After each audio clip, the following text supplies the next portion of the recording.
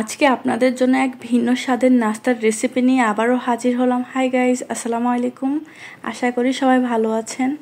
আজকের নাস্তাটা খুবই সুস্বাদু এবং মজাদার। বিকেলের জন্য এটা একটা পারফেক্ট নাস্তা, যা হাতের কাছের কিছু উপাদান দিয়ে তৈরি করে নিতে পারবেন।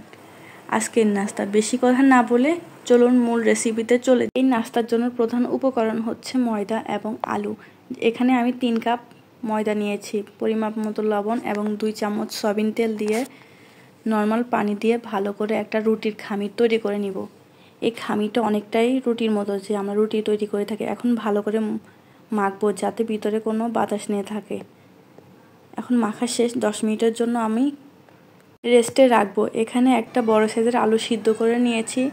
এখন আলুটাকে শুকনো মরিচ, ধনেপাতা, লবণ দিয়ে ভালো করে মাখবো। দিয়ে দিব হাফ চা চামচ জিরের গুঁড়া, পেঁয়াজ দিয়ে ভালো করে একটা আলু ভর্তার মতো করে খামিরটাকে রেখে দিব। এখন 10 মিনিট আমার হয়ে গেছে। রেস্টে রাখা রুটির খামিরটাকে ভালো করে মেখে ভিতরে কোনো বাতাস থাকলে এটা বের করে একটা রুটি, বড় সাইজের একটা রুটি তৈরি করে নিব। একদম পাতলাও না, আবার একদম মোটাও না।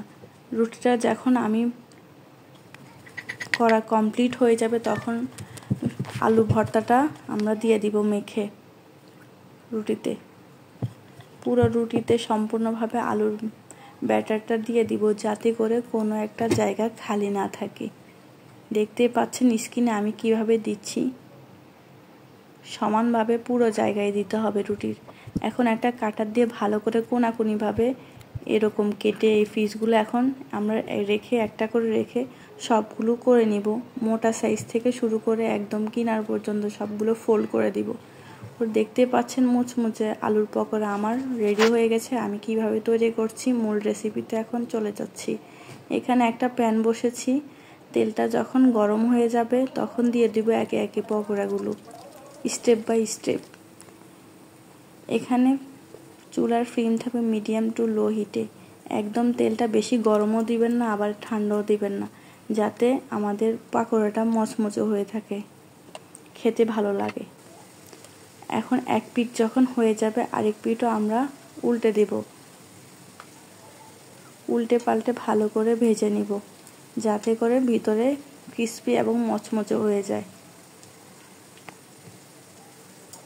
দেখতে পাচ্ছেন আমি কিভাবে উল্টে পাল্টে দিচ্ছি চামচের সাহায্যে। এই তো একটা যখন বাদামি বর্ণ ধারণ করবে তখন আবার উল্টে দিব। উল্টে পাল্টে যখন হয়ে যাবে তখন আমরা একটা ছাঁকনির সাহায্যে এগুলোকে তুলে নেব। দেখতেই পাচ্ছেন আমার পকোড়াগুলো হয়ে গেছে। একটা কি সুন্দর একটা কালার চলে আসছে।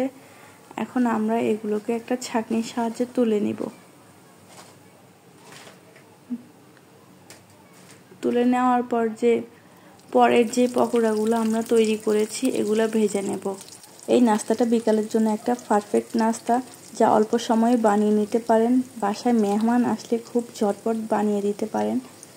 খুবই মজাদার, অল্প সময় আপনার সময়ও বেঁচে যাবে, কাজটাও কম হবে। ভিডিওটা এখানেই শেষ করলাম। আল্লাহ হাফেজ।